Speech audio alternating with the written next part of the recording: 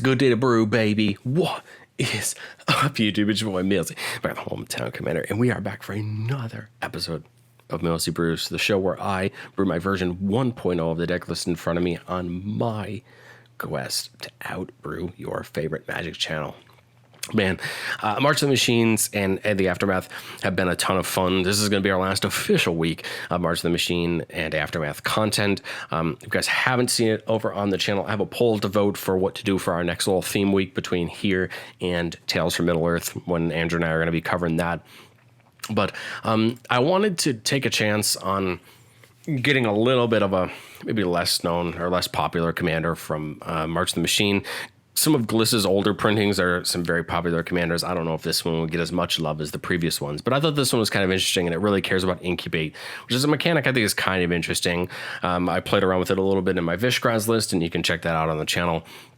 But I just thought, why not have Glissa, some Golgari Incubate? Let's see if it does it, and let's see how it works. If you're not interested in hearing me blab about all the cards, you can check the deck list in the description down below. This is the first week, at least on my side for Millzy Brews, that I will be doing some goldfishes at the end for all of the decks, as well as timestamps in the video description. So if you're interested in seeing any specific type of cards in the decks, lands, spells, equipment, or artifacts, enchantments, creatures, planeswalkers, battles, you'll be able to see that all in the description down below, so you can surf around, including that goldfish if you just want to see the goldfish. But anyway, let's jump into it. Glissa, Herald of Predation, 3 black-green for 3/5 Phyrexian zombie elf.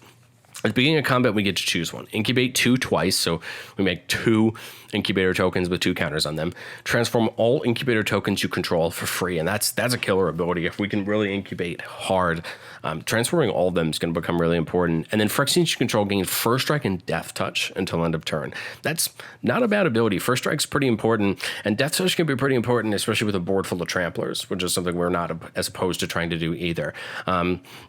For anyone who isn't aware of the interaction between Death Touch and Trample is, Death Touch says you just have to assign enough damage to a creature in order to kill it, and Trample says that, of course, you can trample through the rest of that remaining damage to the player. So no matter what the creature is sitting in front of you, you deal 1 damage to it, and that is satisfy your Death Touch requirement, and then you trample through for the rest of it. If you have multiple blockers, you deal 1 to each, and then trample the rest. So Trample plus Death Touch is killer, and we're trying to get that as well. Well, let's start with the Landy lands.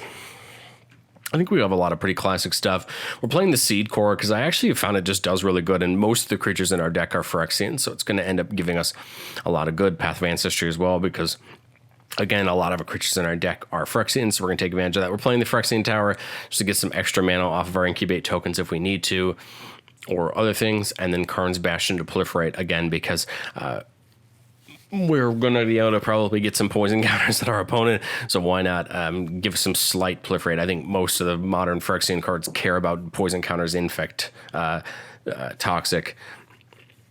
A lot of ways to get poison counters on our opponents, so why not have a little teeny bit of proliferate? And the best part about this deck is Incubate tokens have counters on them, which means we can just proliferate counters. So you see it kind of works twofold for a deck like this. Getting into the enchantments, you're going to see a stark mix of a lot of things. First up, Garruk's Uprising. This is one of our trample enablers.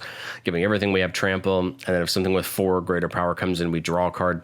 No, the incubator tokens won't count for this because they come in as artifacts, but giving them trample on the backside seems like a certainly really important effect for a deck like this. Gift of Completion. When it comes in, we incubate 3, so 3 for 2 mana on its own seems pretty good. And then when a Phyrexian we control dies, we can surveil 1. I just like this because it gives us an Incubate 3 for a pretty good rate, in my opinion. And then we have that token ready to go. Hardened Scales, well, we're already going to put counters on every Incubate token that comes down, so Hardened Scales is just going to give us a bonus. Necrogen Communion is one of a couple cards that's going to help try to give our creatures ways to give our opponents poison counters. Necrogen Communion gives our creature Toxic 2, so 2 poison counters every time we deal damage. And then it says whenever that enchanted creature dies, we can return it to the battlefield. This can go on Glissa. This can go on a bunch of other creatures just to do their worst. Same thing with Phyresis, but Phyresis actually just gives a creature Infect, which is strictly better, right? Because if it deals combat damage to a creature, they get -1/-1 counters. They can get around indestructible, but it's just going to deal equal to its damage poison counters, give those to a player. So I really like that. I mean, Phyresis is strictly better, of course, of the two. But Freeze is in here because we're going to have some bigger creatures. We're going to have some fun creatures, and we want to try to spread out those poison counters as best we can. It's part of our plan. We're trying to incubate. We're trying to use poison counters, so it kind of all fits into one. Parallel Lives is going to double the amount of tokens we incubate, which is pretty great. That's an effect that we really care about. Phyrexian Arena for some draw. Tangled Skyline's a card that I think if we didn't care about Incubate at all, this would be a terrible uncommon. But because we care about incubating, we get this is 5 mana for a 5 +1/+1 counters on a incubator token. We have a couple ways to double those counters, give it more counters, or double the amount of tokens we're making. So 5 mana isn't as bad, but all of our creatures have reach. I mean, that could help us in combat. If you've never played against a true flyers deck, like a dragons deck or something like that, or a birds deck or something like that, it's very tough to deal with flying decks if you don't have flyers of your own. We do have a few, but this could be something that'll end up just helping us out. Tribute to the World Tree. Whenever a creature comes in, if it has power 3 or greater, we draw a card. Otherwise, we put 2 counters on it. This would be like double as good if those incubator tokens counted coming in on the backside. But I still think this is worth it, especially because we have a ton of creatures in our deck, so we can draw some good cards. And then Wild Growth for some ramp. Getting up into our artifacts, I try my best to play some mana ramp, because of course our command is, or we have some mana ramp up in our spells, but try to play some artifact ramp as well, because our commander is 5 mana, so we do want to get there eventually. But also we just found some really good effects. Pardon me. So for the mana rocks, we have Arcane Signet. Of course, this is one of your commander staples at this point. Glistening Sphere is a card that I've used a couple times in Vishgraz, and I really like this card. So when it enters the battlefield, we proliferate, which isn't too bad. It does enter tap, though. Taps for mana of any color, and then if one of our opponents has 3 or more poison counters, it taps for 3 mana of any one color. This is really great. If we can use this at the right time, we can get some really good value out of it. Golgari Signet and the Talisman for some mana. Soul Ring, of course, everyone loves a good staple, and because our commander's 5 mana, Soul Ring feels like it's really worth it. Getting into our non-mana producing artifacts, Cranial Plating feels like a really great job at a card here, because all of those incubator tokens, when they flip, are still artifacts, which means Cranial Plating could make it one of our creatures really big. If a creature's flying through and getting in the air, we can pay double black, give this to it, and potentially pump it up to really hurt someone, really take them out. Or we can just equip it manually and buff up our commander or a lot of other creatures. Ozolith, going to give us that Hardened Scales effect, but we can also, for 2 mana, put a counter on an artifact or creature. You can tell this card was made in this set because it says target artifact or creature you control. So this is kind of interesting for 2 reasons. 1, you could put this on the actual Ozolith, which we're playing as well. Or 2, you could put it on an incubator token. So I like that they worded it that way. Obviously, they made this in mind with Incubate being a concept, but I like that it works here. The other Ozolith, anytime any creature leaves the battlefield, destroyed, exiled, returned back to our hand, whatever it is, if it had counters on it, we put it on the Ozolith. In the beginning of our combat, we can have all of the counters from the Ozolith move on to a creature we control, and that could potentially knock some players out, depending on how many counters on the Ozolith. We're trying out Staff of Completion. It's not necessarily a card that I love, but the pay 2 life to add a mana, pay 3 life to proliferate, pay 4 to draw a card, mainly the pay 2 and the pay 3 life just seem good. It seems like it could be important, especially the proliferating, depending on where we're at. So I thought we tried. It could end up being one of those things where we test it, we absolutely hate it. Stronic Resonator. Glissa's triggered ability at the start of combat definitely doesn't say do only once per turn, so we can copy it with Stronic Resonator. We could incubate 4 times. We could get the flip of all of our incubator tokens and then get the first strike and the death touch. We have a ton of other triggered abilities in the deck. So I really like Stronic Resonator. I think it feels really good. Sword of Truth and Justice. Giving a creature protection from white and from blue, and then on damage, put a counter on it and then proliferate. So we still want a little bit of this proliferate engine going, because we're going to need it when we put our poison counters on our opponents, or simply just to raise the amount of +1/+1 counters on all of our incubator tokens. And then Throne of Geth, just sack an artifact to proliferate. So we can either sack the smallest incubator token we have to proliferate, or, we can just do a lot of ways. But I like this every turn, tap it, proliferate. I mean, if we have any way to untap this, which is, if you get into your higher end infect decks, you're going to find a way to untap this. But here we're just going to try to use it clean every turn and have a ton of fun. All right, well, we get to play a ton of really fun spells, and I tried my best to have a little bit of the sweaty stuff here and some fun stuff as well. You'll see that the deck's not really budget, because I'm trying to put some good removal in here. I've had this belief, and this may get me some downvotes. I'm sorry for saying this out loud, but good expensive cards tend to make any deck better. It's just the truth. Things like cheaper and more efficient in removal, or finishers like Triumph of the Hordes just make decks better. And for a deck like this, which I don't think is the best deck in the world, I mean, I hope I'm not offending anybody by saying that Glissa, Herald, or Predation isn't the single best commander ever created. I think everyone would agree with me on that. But I think efficient spells are going to make this deck better than it would have been already. It's going to take the incubation and all that and make it better. So yes, we're playing the Diabolic Intent, we're playing the Triumph of the Hordes, we're playing the Deadly Relic, we're playing the Assassin's Trophy and the Heroic Intervention, but we're playing them because they make the deck better and they make us stand a little bit more of a chance against some decks. And I think they're also just going to give us a better time involved. So for our removal in our instance, Assassin's Trophy can hit anything. Our opponent gets a basic land out of it though. Beast Within can hits anything. Opponent gets a 3/3 out of the process. Deadly Relic, Putrefy, get rid of any artifact or creature, it can be regenerated, and then Terra Sunder, to exile target artifact or enchantment, or for 4 mana, exile any target non-land permanent. I love Terra Sunder. This is a card I wish more people would play, or would get play in more decks, but I think it's near perfect for this deck. And then Vraska's Fall. Each opponent sacrifices a creature, Planeswalker, and then everybody gets poison counters. We're playing a couple of these cards that give everybody a poison counter, because then we have a basis to start proliferating off of if we can't do it as well. We're playing Infectious Bite. Creature we control deals damage equal to its power to other target creature. We're playing the Infectious Inquiry. Draw 2 cards, lose 2 life. Everybody gets poison counter. And then we're playing the the Innoxious Assault, which is creatures get +2/+2, and then whenever a creature blocks this turn, its controller gets poison counters. So that's another way to start spreading them out. But I like it. These are just ways for us to kind of get poison counters on our opponents to start. Crop Rotation can help us go get a land specifically we want out of our deck. I like this for things like Phyrexian Tower, or Yavimaya. And the Yavimaya is very important for a Planeswalker we'll talk about when we get up top. Dark Ritual for some extra mana. Daily Dispute, such a great card in a deck like this. We can sacrifice an artifact, so we can sacrifice an Incubator on its front side to do the same thing, draw 2 and make a treasure. And then we talked about all our instants there. Run up to the sorceries: Cultivate, Farseek, Kadama's Reach, Nature's Lore, Rampant Growth, 3 visits, 4 straight up, just mana ramp. We want as much of it as we can. Again, our commander's 5 mana, but some of our creatures are definitely more than that, so we want to get up there in the cost. Damnation is really our main removal, if you want to call it that way. We're also playing Phyrexian Outbreak, which everybody gets counter, and then each creature our opponents control get -1 and -1 until end of turn for each poison counter that opponent has.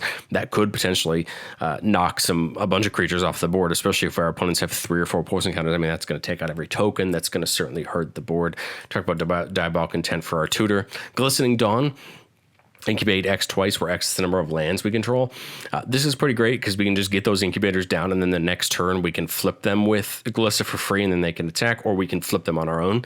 A lot of different things we can do with that. Noxious Assault, we talked about being like a little bit, a mini like overrun effect, but not really. But it's going to force our opponents, if they're going to block, to take poison counters, which could be pretty important depending on what we have on board. If we have 10 or 12 incubator tokens out, we play this, our opponents really have to think about, do we take the damage or do we take the poison counters? Story of the Scene Chord seems like a pretty fun card, distributing 4 counters among 4 target creatures, up to 4 target creatures we control, and the creatures we control get Vigilance and Trample another turn. This just could potentially end a game depending on how big our board is. I called it a fixed Triumph for the Hordes, but in all reality, it kind of is. I mean, this could potentially still end a game, just like Triumph. Triumph gives everybody Infect, which helps end the game even quicker. But a Storm the Seed Chord, again, with 12 or 14 incubator tokens, no matter how big they are, could potentially just, it could end a game or get a ton of poison counters in our opponents through other effects. So I like the Seed Core. Of course, it's a little bit worse than the Triumph, but I still like it. It's a fun card. Undercity Upheaval. Distribute X +1/+1 counters among your number of target creatures you control, where X is the number of creature cards in your graveyard as you cast the spell. Creatures you control gain Vigilance on the turn. So we'll hopefully get a couple counters, but mainly it's there for the Vigilance. Attack for free, still be able to block. I love it. There's a lot of things we can do with it. And then Unnatural Restoration. Get a permanent back and proliferate, which is pretty good because we have a couple really important permanents in this deck. I'm going to be 100% honest. This is where a lot of the cost of our deck is coming from. There's a couple of creatures in here that are pretty darn expensive, but they're good. They're really good at what they do. And I think this is where you're going to start to see that if Glissa's running the Incubate portion of our deck, our creatures here are going to start running the toxic infect side of our deck, and they're going to certainly help us out in the process. I did a brew a week or so back on Brimaz. I did like white-black Phyrexians, and that deck was a ton of fun, but it was actually after building this deck that made me really want to go redo my my Vishgraz list, which I just posted up on the channel as well a week or two ago. Building this deck was the catalyst for me to go back and change that deck, because I said, wow, there's a lot of toxic and infect in these colors in black and green, and then adding the white. We don't have to just make Vishgraz a memey blink deck. We can add all of this toxic and infect in, and then still have that as an option. So if you wanted to know why that deck happened, why that update 3 happened, it was Glissa. Glissa was the reason that I went back and did that. But let's talk about our creatures, and then we'll talk about our Planeswalker. Armored Scrap Gorger. It gets +3/+0 as soon as it has 3 more oils counter. It's just taps for a mana of any color. And then when it becomes tap, we can exile a card out of a graveyard, preferably our opponent's graveyards. But we could exile something out of our own if we needed to. But I just like it. It's a mana dork. It's Phyrexian, so it does matter for the effect of Glissa, although it is an 0/3. So it won't be able to use her third ability, having First Strike and Death Touch, until we get either a counter or 3 oil counters on it, so it gets the buff. Bloated Contaminator, one of my favorite of the new Phyrexians. Whenever it deals combat damage to a player, proliferate, trample toxic 1. So it's going to help. It gets the initial toxic on an opponent, and then it proliferates. I love it. Bloated Processor. Sacrifice another Phyrexian to put a counter on it, and then whenever it dies, Incubate X, where X is its power. This card I think works a teeny bit better in that Brimaz list than in this one, but I think this is just a really good ability. We can sacrifice some things to get around removal. Maybe like if we wanted to get something into our graveyard as opposed to letting it get exiled, we could use this. If we wanted to, if this thing's attacking and maybe the Incubate tokens are being blocked once they get flipped, we could sacrifice them to make the processor bigger. It's just an interesting card. I think it has some interesting effects, but mainly it's just here because it's a Phyrexian. Cankerbloom can get rid of some things or proliferate. I think this is it's interesting that this card is getting so much play because it's a great card. These 1 mana destroy, artifact destroy, enchantment effects are really good, but I like this one because it adds the proliferate as well. Completed Huntmaster. 1 tap, sacrifice another creature or artifact, incubate 3. I like this because we can upgrade an incubate 1 or 2 token into an incubate 3, or if something's getting blocked or something's going to die by removal, we can just sacrifice it and get an incubate token out of it. I like it. It's a very interesting card, and it's a 3 mana. I mean, it's an uncommon. Glissa's playing a lot of the uncommons from the set, but I think they do really well in what we're trying to do here. Contaminant Grafter, another one of my favorite new Phyrexian creature card summon will be 1 trample toxic 1. Whenever 1 or more creatures you control deal combat damage to 1 or more players, proliferate. It has to be worded this way, because if it said whenever 1 or more creatures you control deal combat damage to a player, proliferate, you could potentially end a game in 1 combat. So we had to pull that back. We had to say, okay, well, we can only proliferate 1 combat each turn. And that is not technically the truth. Technically, we could get 2 proliferates in a combat off of First Strike and off of regular damage. So it is a little bit more reined in from that in that way. But can you imagine if this card just had flat whenever a creature you control, 1 or more creatures you control to a combat damage to a player proliferate? I mean, that would be darn broken. It'd be fantastic, but it would certainly be broken. And then the last ability at the beginning of your end step, opponent has 3 or more poison counters, get to draw a card and put a land down. So that's great. 5 mana is a little expensive for what Grafter's trying to do, but I think it's great because its ability, both abilities can still happen whether it has haste or not. I think that's important on some of these cards is, can they still affect the board even if they don't have haste? Defiler of Vigor takes 2 things off. It's a 5 mana 6/6 green creature that puts down value, and it's a Phyrexian. So in addition to casting any of our green permanents, we can pay 2 life instead of 1 of their green pips, so basically turning it into Phyrexian mana. And then whenever you cast a green permanent spell, so any green permanent, everything gets a +1/+1 counter that we control. I love it. This works well because all of our incubator tokens that are flipped will get counters. Of course, the ones that won't, but this is just going to flat buff our board. I love Defiler of Vigor. It's a card I already loved before coming into the Phyrexian decks, and it's a deck that looks so much better. Card that looks so much better in a deck like this. Elvish Vat Keeper. When it enters the battlefield, incubate 2. Pretty cool.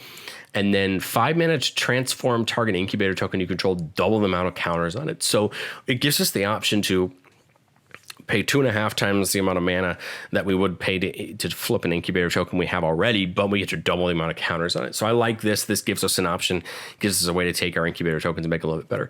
Fing the Fangbearer just seems like it belongs here. It's not a Phyrexian, but in conjunction with Glissa's ability, this could just poison somebody out, right? If we give all of our incubator tokens Death Touch and Finn's out, now our opponents have to block, right?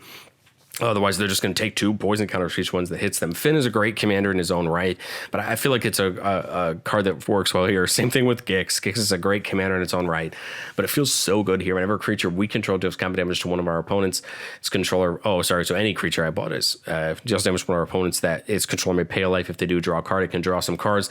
And then for 7 mana, we can just dump some cards out of our hand and play some spells from our opponent's decks. But I like it. One of our little incubator tokens hits someone. If we do pay a life, draw a card. Or Gix or whatever. I like Gix. It's an expensive card. Does it need it in the deck? Probably not, but I think it just helps with consistency. Well, if we're playing the Glissa from March the Machine, we certainly should think about playing the Glissa from Phyrexian RB1. And this is another Glissa, new Glissa that a lot of people have been really loving, Glissa Sunslayer. First strike Death Touch, so it's already helpful with some of the other effects we have going on. Whenever you deals combat damage to a player, choose one. Draw a card and lose a life, destroy target enchantment, remove up to 3 counters from target permanent. So I like the drawing a card. That's great. I like the enchantments. That's great. A lot of very important enchantments in Commander. And then removing the counters can help against Super Friends decks. It can help against a lot of other things. Again, I like the Herald a little bit more than Sunslayer because we're trying to branch out into this Incubate mechanic. I just like it a team bit better, but I think Sunslayer plays a great role in the deck. Glissa's Retriever, 6 mana, 6/6, haste and toxic 3. If this thing didn't have haste, I'm honestly probably wouldn't have played it. But because it has haste, I think it's more worth it. Can't be blocked by creatures with power 2 or less, so this is going to help us against token decks getting this thing in. Whenever it dies, exile it. When you do, return up to X target cards from your graveyard to your hand, where X is the number of opponents who have 3 or more poison counters. So hopefully we can get everyone with enough poison counters and get things back from our graveyard. But haste, toxic 3. So it's going to slam in, hopefully get some poison counters on someone. It'd make it hard to deal with. Of course, we give this thing trample, and then we're probably getting the toxic 3 every time. So that's where the trample becomes even more important. Grafted Butcher is a card I still don't know how to feel about. When it enters the battlefield, Phyrexians you control get menace until end of turn. This could potentially hurt a board pretty bad by giving all of our creatures menace, especially ones that are going to be already tough enough to block anyway. You give them menace, and then they could potentially just be unblockable. Other creatures you control, Phyrexians you control at +1/+1. And then for 4 mana, we can sacrifice an artifact or creature and return it from the graveyard back to the battlefield on at sorcery speed. This is equally as important as its ETB. Even if it dies, we could sack it to Bloated Processor and bring it back every turn. We could sacrifice it to other effects. I think this is where Butcher shines, is coming back in, giving everything menace, and trying to just push our advantage. Icarats comes in, everybody gets a poison counter. This is great. It has Infect already, so we can buff it up. It's going to get poison counters, but I like the fact that everybody gets a poison counter right off the bat. We can start proliferating. It's going to work out. Kadama of the West Tree. All modified creatures we control have trample. So every creature with a +1/+1 counter on it that's enchanted or has an equipment on it has trample, and that's great because now all of our incubator tokens have trample, and it's going to make them even easier to hit with. And then whenever a modified creature you control does damage to a player, we can search for basic land. Now we probably could play more basic lands if we thought we were going to get Kadama every time, but I have 15 basic lands, so we're probably going to still get a ton of value off that. Negligent Rot Beast is a card I absolutely love from my Vishgraz list, and it comes back in and does great here. Toxic 2, whenever a creature we control with Toxic deals damage to a player, it gets an additional counter, and for 3 mana, we can give a creature we control with Toxic Death Touch until end of turn. This is here just because we're going to have enough Toxic in the deck, we're going to have enough creatures that have it for us to get an extra counter, or it itself can, put extra counters on. Phyrexian Flesh Gorger, just a fun card. It could be a 7/5. It could also be a 3/3. Menace Lifelink, and then Ward, pay life to its power. It's great even if it comes down as a 3/3, because you can still deal good damage with it, or bring it down as a 7/5. Phyrexian Obliterator got a beautiful reprint with the Ichor treatment, and it's just a card that's going to be tough to deal with. Whenever a source deals damage to it, that source's controller sacrifices that many permanents. So if you want to kill it for the full 5 toughness, you have to sack 5 permanents. This is just great in combat because if you block it, you better kill it, because if you don't, you're just going to end up sacrificing a ton of things. I love Phyrexian Obliterator. It's gotten cheaper with this reprinting, just with the extra versions of it, but it's a card that I think is really fun. Phyrexian Swarmlord finally got that reprint. in the Ixal deck. So it has Infect in the beginning of your upkeep. Create a 1/1 Phyrexian insect creature token with Infect for each poison counter your opponents have. This is one of those cards that we can get it down and we can keep it down. It's going to help us end the game. I like this card. It's a little expensive, but we can get it down and we can keep it. It's going to do a lot of fun. Probably one of the most infamous Infect creatures of all time got a reprint in March of the Machine in the Multiverse Legend. That's Skittles, Skithrix the Blight Dragon. Flying Infect, 1 black dragon, 1 black mana gives it haste, 2 black mana regenerates it. Skithrix is one of those creatures that's just going to help us end the game. We can get it down. For 5 mana, it comes down. For 6 mana, it can attack the turn it came down. Hopefully Infect in. This could potentially give all our opponents enough poison counters to make our proliferate end the game. Or it could just nuke somebody off the table if they already have enough poison counters. I love Skittles. It's a card that's a ton of fun to play with. It feels so fun to play with Skittles. It's probably one of my favorite black creatures that's ever been printed, just because it's so much fun to play with, even though it's clearly a black creature. It's just the way that it's vibes. And I love this Ichor treatment. This is probably one of my favorites of the Ichor treatments we've seen. My other favorite is the card that sits next to it, Tyrannix Rex. 7 mana for an 8/8. Can't be countered. Trample, Toxic 4, Ward 4, Haste. This as well is going to help us end games. We needed some ringers to kind of help us end the game, right? And I think Tyrannix Rex and Skittles are kind of our ringers to help us end the game. Both of these are giant hard hitters that are going to help us get tokens on and then get our way through proliferating. Of course, Tyrannix Rex already has Trample, so it's probably going to hit that Toxic 4 no matter what. But Toxic 4 is actually going to be a lot for our opponents to deal with. Venerated Rot Priest just seems great. Whenever a creature we control becomes target of a spell, target opponent gets a poison counter. We don't have a ton of things that just straight target our things, but this is going to help us with removal. If we wanted to play a little bit more into the Rot Priest, we could probably add some different things in here. But I think the Rot Priest is just going to help us with kind of that incremental poison counters when our opponents try to target our things. And maybe we could try to get complete parity on all of our opponents having a poison counter so we can start proliferating up. Vorinclex Monstrous Raider, probably hands down the most expensive card in the deck, but it needs to be here. It's going to double all the counters that go on our Incubate tokens. It's going to double all the poison counters and infects that we do to our opponents, and it's just a 6/6 with Trample and Haste. This card is one of my favorite Phyrexian cards ever to be printed, this Vorinclex. It's sad that this still isn't even the best Vorinclex of all time. The original Vorinclex is just nasty to deal with if you've never played against it, but I love Monstrous Raider. This is a card that I've had a ton of fun playing with. It goes in so many strategies, and I think it makes a deck like this even better. And then Zofindrel, this is one of my other favorite Ichor printings. Reach at the beginning of each combat, double the power and toughness of all of our creatures. So doubles for attacking, doubles for blocking. And this card is just going to make every creature in our deck better.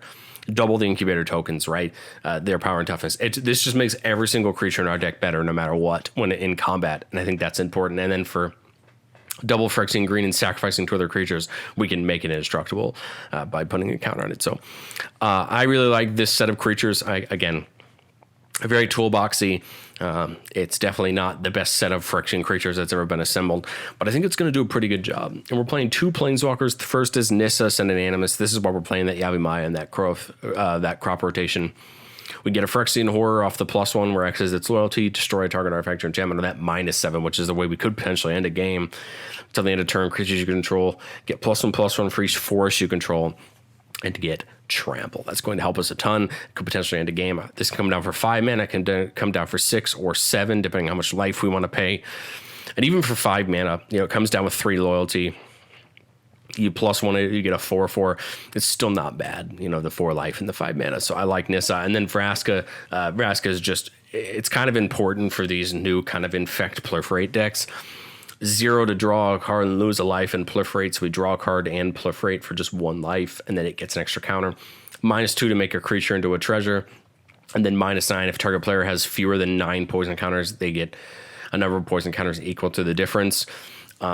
As long as that opponent is at what? Less than, this could, unless they're at like 8, boy, that would be a bad example. 7 would do it. I don't think there's a scenario where they don't have enough poison counters for this +4 to just take a person out with poison counters. So that's always good to remember in the back of your head, is that this could knock somebody out with that.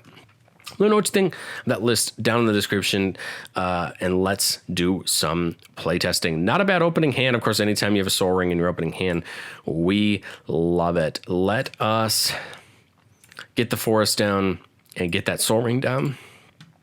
Turn 2, what I think we're going to do is tap this forest before we put the Golgari Rot form, and then the Rot form comes in tapped. Do the 3 visits to probably go get our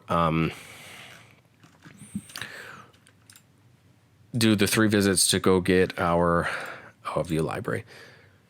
We're probably going to go get our Godless Shrine, Overgrown Tomb, something that has a forest subtype. And the best part about the 3 visits is it's anything that has a forest. So that'll come in tap. We don't need to pay. We don't have anything else we're going to play anyway. So we're going to untap, draw again, put this forest down. We have 5 mana. I'd probably like to get the Glissa down here, get the Incubate 2 this turn, draw and untap again. 3, 4, 6 mana. So we're 1 off the Tyrannix Rex. I would say we could probably get our Corruptor down. Maybe Vraska's Fall, if a bunch of people have enough creatures, get another counter, swing out with our Incubators by transforming them with Glissa, and then the next turn, here we draw the Saga, and then we get that Tyrannix Rex down, and we start having some fun. So let's go one more time. We have a 1-lander. Don't have that second land for 3 visits, so I think we're going to go ahead and... there's no way to mulligan easily, so let's just do this. Here, 3 lands... and the Scrap Gorger, that's great. I like it. We will turn 1 the Swamp so that we can play the Cemetery the next turn.